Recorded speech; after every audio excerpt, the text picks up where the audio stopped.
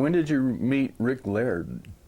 Rick Laird, well, I was playing at Ronnie Scott's a lot, actually. I came up playing jazz piano, and I played at Ronnie Scott's, which was the place. Well, I played all over the place, you know, but in town, the gig it was like playing at the Village Vanguard or something, or, you know, it was kind of the place to be. Club to be. Yeah, the place to be. And Rick turned up from, I think he'd lived in Australia, and he'd actually come to London. And I saw him play, and quite frankly, I thought he was the best bass player on the scene. He was tremendous. Mm-hmm. And then I started a jazz trio, which was the original Brian Auger Trinity, but it was a jazz trio that played in Ronnie Scott's. And the guys at Ronnie Scott's didn't want to put Trinity. What do you mean Trinity? Trio outside on the marquee. I said, no, but that's not the name of the band. No, sorry, no, I mean, it's Trio, isn't it? Like, all right, well, whatever. And Rick played for it. Group with you as the name, as the leader?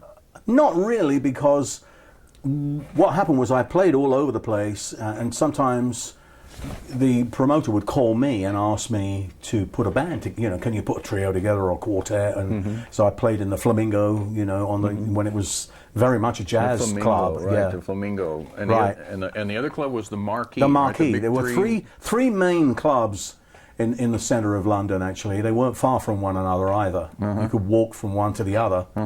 That was Ronnie's, which was absolutely strictly jazz. There was the Flamingo, which had some jazz, particularly at weekends, and then it started the kind of like organ band scene, which would have been R&B and kind of, not really fusion, but kind of R&B, Georgie Fame and the Blue Flames and stuff like that. The Animals played there, I think, and then the Marquee, was part of the British Jazz Federation. It was kind of, and they had jazz on the weekends, but during the week there would be people like The Who would have their own night. We had our own night when I was in this band called the Steam Packet with Long John Baldry, Rod Stewart, Julie Driscoll, myself, and they had other acts like the Spencer Davis Group, the Searchers, there's some Liverpool bands, and so it was more a mix of kind of rock and jazz at the weekend. The Flamingo was really R&B and some jazz at the weekend. The jazz finally they didn't do it anymore, and they just had the organ bands all the way through. And Ronnie's, that was the jazz club. And you mentioned that Ronnie's was fairly upscale, had food and... Yeah, they would serve food and drink, as well as... So it was really a different atmosphere altogether. And the audience at the Flamingo was a lot of West Indies and GIs? It was really a mix, because on the weekends, during the week they had shows, but generally it was a mixed audience, because we had... the white kids that loved that music, and then we had the resident guys who come from the West Indies. There were a lot of musicians among them too. Some African guys who'd come over from Ghana and places like that.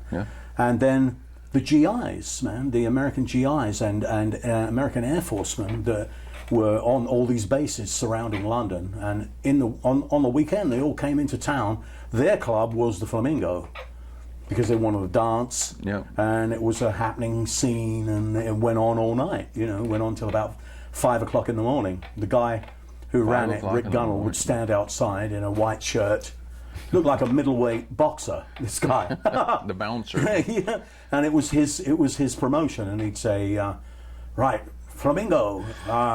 Welcome to the all-nighter, Flamingo, jazz and dancing, till 5 o'clock in the morning. We guarantee to wake you." Had a lot of fun in that club. It was great.